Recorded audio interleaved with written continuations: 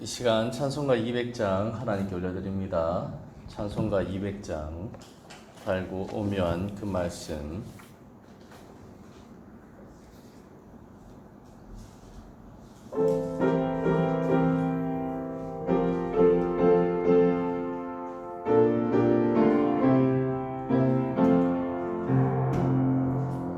달고 오면 그 말씀 생명의 말씀은 귀한 그 말씀 진실로 생명의 말씀이 나의 귀와 믿음 밝히 보여주니 아름답고 귀한 말씀 생명샘이로다. 아름답고 귀한 말씀 생명샘이로다. 귀한 주님의 말씀은 내 노래 되도다. 모든 사람을 살리는 생명의 말씀은 값도 없이 받아 생명 길을 가니 아름답고 귀한 말씀 생명샘이로다. 아름답고 귀한 말씀 생명샘이로다. 널리 울리어 퍼지는 생명의 말씀은 마음의 용서와 평안을 골고루 주나니 다만 예수 말씀 듣고 복을 받네. 아름답고 귀한 말씀 생명샘이로다. 아름답고 귀한 말씀 생명샘이로다.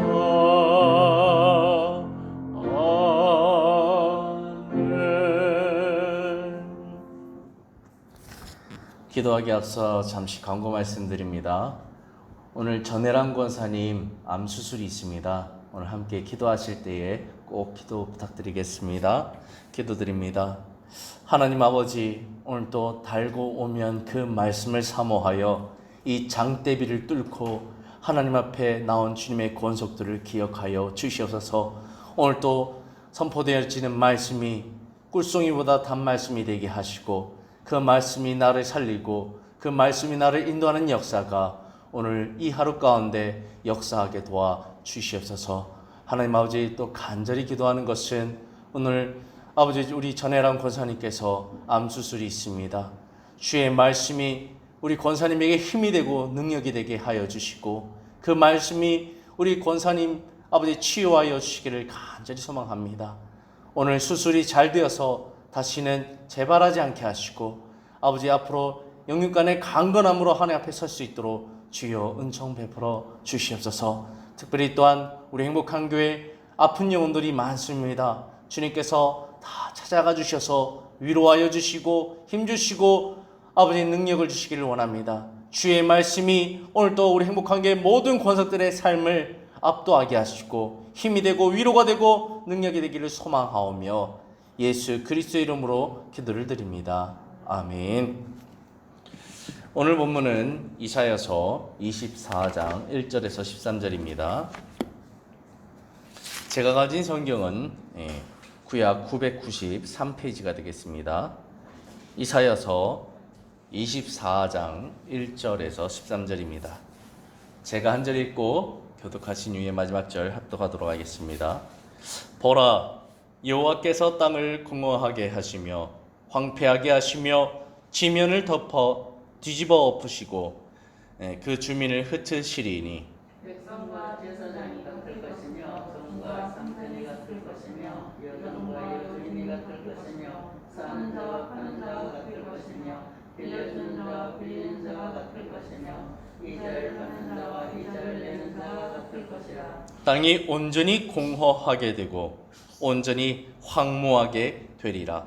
여호와께서 이 말씀을 하셨느니라. 땅이 슬퍼하고 세상의 세계가 쇠약하고 세상하여 세상 백성 중에 높은 자가 세상하여 땅이 또한 그 주민 아래서 더럽게 되었으니 이는 그들이 율법을 범하며 율례를 어기며 영원한 언약을 깨뜨렸음이라.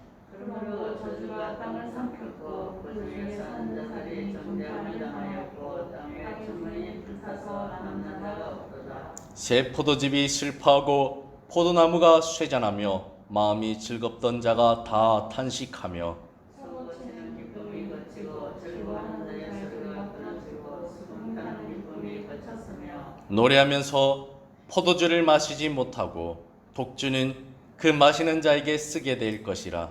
약탈을 당한 성읍이 구부러지고 집마다 갇혀서 들어가는 자가 없으며 포도주가 없으므로 거리에서 부르짖으며 모든 즐거움이 사라졌으며 땅의 기쁨이 소멸되었도다. 성읍이 황무하고 성문이 파괴되었느니라. 세계 민족 중에 이러한 일이 있으리니 곧 감람나무를 흠든 같고 포도를 거둔 후에 그 남은 것을 줌 같을 것이니라. 아멘. 이 시간 이사야서 24장 1절에서 13절 말씀을 근거로 땅의 심판이라는 제목으로 하나님의 말씀을 나누고자 합니다. 오늘 본문 13절에 보면 세계 민족 중에 이러한 일이 있다라고 말하고 있습니다. 이러한 일은 땅의 심판, 온 세상에 대한 그 땅의 심판이 있을 것이다 라고 얘기하고 있는 것이죠. 그래서 먼저 우리가 이 시간 땅의 기원에 대해서 잠시 생각해 보고자 합니다. 창세기 1장 1절 2절 보면 태초에 하나님이 천지를 창조하시니라 말하고 있죠. 땅이 혼돈하고 공허하며 흑암이 깊음 위에 있고 하나님의 영은 수면 위에 운행하시느니라 라고 말씀하고 있습니다. 땅이 혼돈하고 공허하고 흑암이 깊음 위에 있었다라는 것은 이 땅이 아직은 하나님의 질서 가운데 있지 않고 카오스, 혼돈 가운데 있어서 무질서 가운데 있었다는 것입니다. 그러나 하나님께서 그것을 다시 질서 가운데 있게 하심으로 카오스에서 코스모스로 이렇게 변화시키셨다라고 말씀하고 있습니다. 그래서 창세기 1장 9절에서 13절 말씀을 보면 하나님이 이르시되 천하에 물이 한 곳에 모이고 묻이 드러나라 하시니 그대로 되니라. 하나님의 말씀 한마디에 이 무질서했던 것이 질서로 바뀌게 됩니다. 10절에 하나님이 묻을 땅이라 부르시고 모인 물을 바다라 부르시니 하나님 보시기에 좋았더라. 무질서에서 이제 질서로 가고 그 땅을 묻을 땅이라 칭하심으로써 이렇게 질서 가운데 있는 것을 보게 되십니다. 창세기 1장 11절에는 하나님이 이르시되 땅은 풀과 씨 맺는 채소와 각기 종류대로 씨 가진 열매를 맺는 나무를 내라 하시니 그대로 되어 12절 땅이 풀과 각기 종류대로 씨 맺는 채소와 각기 종류대로 씨 가진 열매를 맺는 나무를 내니 하나님 보시기에 좋았더라.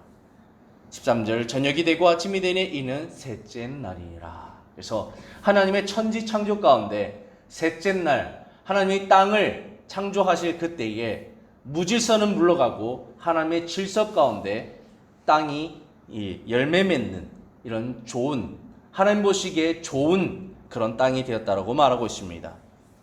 그리고 이 땅을 성경은 누구에게 맡겼다고 말하고 있습니까? 성경은 이 땅을 인간에게 하나님이 맡기셨다고 말하고 있습니다. 창세기 1장 26절, 27절, 28절에 보면 이런 구절이 나옵니다. 하나님이 이르시되 우리의 형상을 따라 우리의 모양대로 우리가 사람을 만들고 그들로 바다의 물고기와 하늘의 새와 가축과 온 땅과 땅에 기는 모든 것을 다스리게 하자 하시고, 하나님께서는 인간을 만드시고 그에게 땅과 땅의 모든 것을 다스리게 하기 위해서 하나님은 인간을 창조하시게 됩니다. 27절에도 하나님이 자기 형상 곧 하나님의 형상대로 사람을 창조하시되 남자와 여자를 창조하시고, 창세기 1장 28절 하나님이 그들에게 복을 주시며 하나님이 그들에게 이르시되 생육하고 번성하여 땅에 충만하라, 땅을 정복하라, 바다의 물고기와 하늘의 새와 땅에 움직이는 모든 생물을 다스리라 하시니라. 하나님께서는 인간에게 땅에 충만하고 땅을 정복하고 땅을 다스릴 권세, 그리고 땅에 있는 모든 것을 다스릴 권세, 이것을 허락하셨습니다. 이 얼마나 축복된 삶입니까? 그런데 안타깝게도 인간은 하나님께서 부여하신 이런 축복된 삶에 대해서 만족하지 못했습니다. 바꾸어 말하면 감사하지 못했습니다. 인간은 하나님의 자리를 그래서 넘보게 되는 것입니다. 인간은 하나님이 먹지 말라 말씀하신 선악과를 따먹음으로써 하나님이 되고자 하였습니다. 그래서 뱀이 하와를 깰 때에 하나님이 왜 너에게 이것을 먹지 말라 했는지 아느냐? 만약 너가 이것을 먹으면 너가 하나님이 되기 때문이다. 그때에 하와가 번뜩 깨닫게 되는 거죠. 아, 선악과를 먹으면 내가 하나님이 되는구나. 하나님이 되고자 하나님께서 금지하신 선악과를 따먹음으로 그가 죄인이 되어버립니다. 인간은 이 행위로 통하여 하나님과의 언약을 깨뜨리게 되죠. 여기서 바로 죄가 발생한 것입니다. 이 죄는 언약에 대한 불순종한 죄이며 그 결과로 인간과 땅은 함께 저주를 받게 됩니다. 인간은 축복된 존재였죠. 땅은 하나님 보시기에 축복된 곳이었죠. 그러나 인간의 죄로 말미암아 인간은 죄인이 되어버렸고 땅은 저주받는 땅이 되어 버렸다는 사실입니다. 오늘 우리가 지금 자연재해를 이 장마전선의 많은 빛 가운데 경험하고 있지 않습니까? 이런 일들이 왜 발생했느냐? 바로 인간의 죄 때문에, 자연이 저주를 받았기 때문에 라고 성경은 해석하고 있는 것입니다. 창세기 3장 17절 18절에 이렇게 말하죠. 아담에게 이르시되 내가 내 아내의 말을 듣고 내가 내게 먹지 말라 한 나무의 열매를 먹었은즉 땅은 너로 말미암아 저주를 받고 너는 평생에 수고하여야 그 소산을 먹으리라. 땅이 내게 가시덤불과 엉겅퀴를 낼 것이라. 우리가 자연 때문에 힘들어하는 이유는 무엇인가요? 우리가 죄를 범함으로 이 땅이 저주를 받고 그 땅은 그 저주로 말미암아 우리 인간에게 이런 자연재해를 가하는 것을 보게 되었습니다. 앞서 설명한 이러한 영적 흐름의 내용이 오늘 본문에서 이사야가 선포하고 있는 신탁의 내용과 전혀 다르지 않습니다. 그만큼 인간은 같은 죄의 역사를 하나님 앞에서 반복하고 있다고 보면 되겠습니다. 하나님께서는 무질서 가운데 질서를 정하셨는데 인간은 하나님과의 언약을 배반한 채로 말미암아 이 질서 가운데 있던 땅을 다시 무질서로 바꾸는 그런 어리석음을 범하였던 것입니다. 오늘 본문 이사야 24장 1절 2절 3절 보시면 이렇게 말하고 있습니다. 보라, 여호와께서 땅을 공허하게 하시며 황폐하게 하시며 지면을 뒤집어 엎으시고 그 주민을 흩으시리니. 땅을 공허하게 한다, 황폐하게 한다. 이것은 바로 질서 정연했던 그 땅이 무질서로 변했다라고 말하고 있는 것입니다. 2절에도 백성과 제사장이 같을 것이며 종과 성전이 같을 것이며 여종과 여주인이 같을 것이며 사는 자와 파는 자가 같을 것이며 빌려주는 자와 빌리는 자가 같을 것이며 이자를 받는 자와 이자를 내는 자가 같을 것이니라. 땅이 온전히 공허하게 되고 온전히 황무하게 되리라. 여호와께서 이 말씀을 하셨느니라. 왜 상전이 하인과 같게 되나요? 하나님의 질서가 인간의 죄 가운데 무질서로 바뀌었기 때문에 질서 정연했던 것들이 무너졌기 때문입니다. 그래서 인간의 죄로 말미암아 땅은 공허하게 되었고 황폐하게 되었고 황무하게 되었다, 이사야가 진단하고 있는 것입니다. 이 얼마나 안타까운 상황인가요? 오늘 이사야의 신탁은 이렇게 된 이유가 무엇이라고 진단하고 있습니까? 오늘 본문 4절, 5절, 6절 보면 낱낱이 적나라하게 말하고 있습니다. 4절에 땅이 슬퍼하고 쇠잔하며 세계가 쇠약하고 쇠잔하며 세상 백성 중에 높은 자가 쇠약하며 5절 땅이 또한 그 주민 아래 더럽게 되었으니 왜 이렇게 되었는가?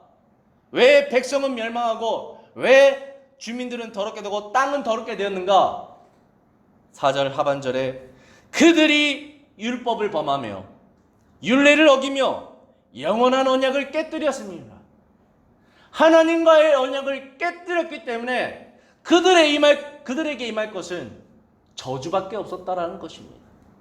아람이 범죄함으로 말미암아 땅이 저주를 받듯이 하나님과의 언약을 깨뜨린 그들에게는 저주밖에 내릴 것이 없다라고 성경은 진단하고 있는 것입니다. 이사야 24장 6절에 그러므로 저주가 땅을 삼켰고 그 중에 사는 자들이 정죄함을 당하였고 땅의 주민들이 불타서 남은 자가 적도라, 하나님의 심판이 임하였다라고 말하고 있는 것입니다. 왜죠? 그들이 율법을 범하며 율례를 어기며 영원한 언약을 깨뜨렸음이니라. 하나님 말씀에 불순종했다라는 것이죠. 사랑하는 성도 여러분, 하나님은 사실 우리에게 어려운 것을 요구하고 있지 않습니다. 하나님께서는 창조주로서 우리의 통치자가 되시고 우리는 그의 피조물로서 그분의 통치를 받아야 합니다. 그렇기 때문에 그분과 언약을 맺고 그분의 말씀에 순종할 때, 그분의 말씀대로 살아갈 때에 우리 삶과 우리가 밟는 땅은 분명 복을 받게 됩니다. 저주가 아닌 복된 삶을 살아가게 됩니다. 우리뿐만 아니라 우리 주변이 하나님의 복을 받아 그 복을 누리며 살아가게 됩니다. 그러나 반대로 하나님의 말씀에 불순종할 때에 우리의 삶은 저주를 받게 되고 우리의 삶의 주변은 오로지 하나님의 저주밖에 임할 것이 없는 안타까운 상황으로 치닫는 것을 보게 되어집니다.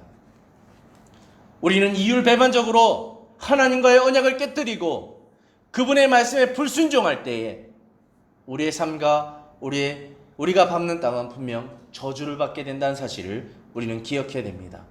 신명기 말씀이 이것을 가장 적나라하게 말씀하고 있죠. 신명기 28장 1절 2절에 이렇게 말합니다. 내가 내 하나님 여호와의 말씀을 삼가 듣고 내가 오늘 내게 명령하는 그 모든 명령을 지켜 행하면 내 하나님 여호와께서 너를 세계 모든 민족 위에 뛰어나게 하실 것이라. 내가 내 하나님 여호와의 말씀을 청종하면, 다시 말하면 듣고 순종하면 이 모든 복이 내게 임하여 내게 이르리라. 하나님은 너에게 복 주시기를 원한다 라고 말하고 있는 것이죠. 그 복을 누리려면 너는 어떻게 되냐? 하나님의 말씀을 듣고 순종하라. 다시 말하면 언약을 지키고 언약을 이행하라 라고 말하고 있는 것입니다. 그러나 반면 신명기 28장 15절에 이렇게 말합니다. 내가 만일 내 하나님 여호와의 말씀에 순종하지 아니하여 내가 오늘 내게 명령하는 그 모든 명령과 규례를 지켜 행하지 아니하면 이 모든 저주가 내게 임하여 내게 이를 것이다. 하나님은 축복 주기를 원하시는 분이시니 제발 언약을 지켜서 그 반대의 경우 저주를 제발 받지 말라라고 신명기는 강력하게 우리에게 촉구하고 있는 것입니다. 그렇다면 우리는 어떻게 해야 될까요? 신명기 30장 19절 20절에 우리의 길을 제시합니다. 내가 오늘 하늘과 땅을 불러 너에게 증거를 삼노라. 내가 생명과 사망과 복과 저주를 내 앞에 두었은즉 너와 내 자손이 살기 위하여 생명을 택하고 내 하나님 여호와를 사랑하고 그의 말씀을 청종하며 또 그를 의지하라. 그는 내 생명이시요 내 장수시요 여호와께서 내 조상 아브라함과 이삭과 야곱에게 주시라고 맹세하신 땅을 내가 거주하리라.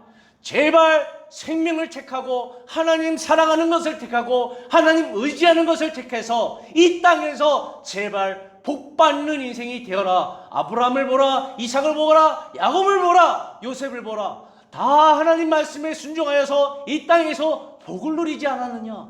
너희 또한 이렇게 생명을 택하는 인생이 되어라 라고 우리에게 강력하게 촉구하고 있는 것입니다. 우리는 하나님의 통치 아래 하나님의 말씀에 순종할 것을 택할 수 있는 지혜가 분명 있어야 됩니다. 여기 계신 모든 분이 이미 그 지혜로 오늘도 하나님을 택하며 이 새벽을 깨우고 있는 줄로 믿습니다. 이제 말씀을 결론 짓고 마치겠습니다. 요한복음에 보면 예수님께서 오늘 본문에서 말씀하고 있는 메시지를 아주 간단하게 정리해 주십니다. 요한복음 15장 5절에 이렇게 말씀하고 있죠. 나는 포도나무요 너희는 가지라.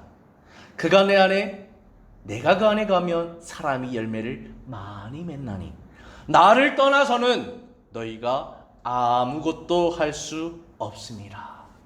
사랑하는 성도 여러분, 우리는 하나님의 통치를 떠나서는, 하나님과의 그 언약 관계를 떠나서는, 하나님의 말씀을 떠나서는 아무 열매도 맺을 수 없는 존재입니다.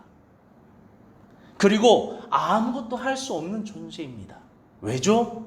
하나님의 통치를 떠나는 순간 우리의 삶은 저주뿐이기 때문입니다.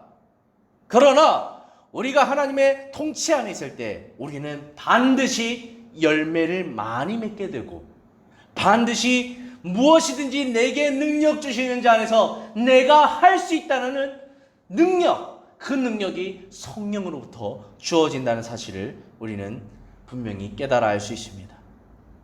오늘 말씀을 묵상을 통하여 오늘 하루도 하나님의 통치 가운데 있기를 소망하며, 하나님께서 나와 언약해 주신 이 생명의 말씀에 오늘도 듣고 순종할 수 있는, 청종할 수 있는 은혜가 우리 모두에게 있었으면 좋겠습니다. 그로 인해서 성경에 기록된 이 모든 복들을 믿음 안에서 마음껏 누릴 수 있는 축복된 삶이 되기를 간절히 소망합니다. 기도하겠습니다. 하나님 아버지, 성경은 우리에게 너무나도 간단한 것을 요구합니다. 하나님의 통치 아래 있고 하나님 말씀에 순종하라. 그러면 하나님께서 너의 삶을 책임져 주시고 너의 삶을 복되게 하시고 너의 자자손손 복되게 하시고 너의 가산도 복되게 하시고 너와 함께 하시리라 말하고 있습니다. 그런데 우리는 어리석게도 자꾸 하나님의 통치를 벗어나고 하나님의 말씀에 불순종하고 하나님을 떠나고 하나님을 배반하고 하나님을 미워하고 하나님을 대적하고 죄 가운데 가는 어리석음을 범하게 된 것을 보게 되어집니다. 하나님 아버지, 우리 행복한교회 모든 권속들은 하나님께서 원하시는 순종의 삶을 살아갈 수 있도록 그 방향을 쫓아 예수 그리스도께서 걸어가신 그 길을 걸어갈 수 있도록 주님 붙잡아 주시옵소서. 하나님 아버지, 오늘도 주의 말씀에 순종하기를 원하는 우리 전혜람 권사님을 기억하여 주시고, 오늘도 암 수술이 진행될 때에 의사의 손길을, 간호사의 손길을 붙잡아 주셔서 하나님 아버지, 그 온 육체에 퍼진 암이 나사렛 예수 그리스도의 이름의 권세로 떠나가게 하시고 의사의 집도로 그 암덩어리가 잘려나가게 도와주시고 더 이상 그 육체 가운데 감히 침범하지 못하도록 주님 붙잡아 주시옵소서. 하나님께서 오늘도 그 영혼을 붙잡아 주시기를 간절히 소원합니다. 말씀이 힘이 되고 능력이 되고 위로되고 말씀이 역사하기를 간절히 소망합니다. 하나님 아버지, 우리 행복하게 모든 권속들, 또 전 세계의 모든 권속들이 코로나19로 어려움을 당하고 있습니다. 또 우리 한반도에는 장마전선으로 이 비와 같은 홍수로 어려움을 당하고 있습니다. 이때 우리가 무엇을 의지해야 될까요? 오늘도 이 자연을 주관하고 계신 하나님을 의지하며 엘리야와 같이 주여 이 땅에 비를 내리지 말게 하옵소서라고 가감히 당당하게 하나님 앞에 기도할 수 있는 주의 권속들이 될 수 있도록 도와주시옵소서. 이 모든 것을 주님께 맡겨드리며 예수 그리스도의 이름으로 간절히 기도를 드립니다. 아멘. 우리 주여 외치고 기도하겠습니다. 주여 주여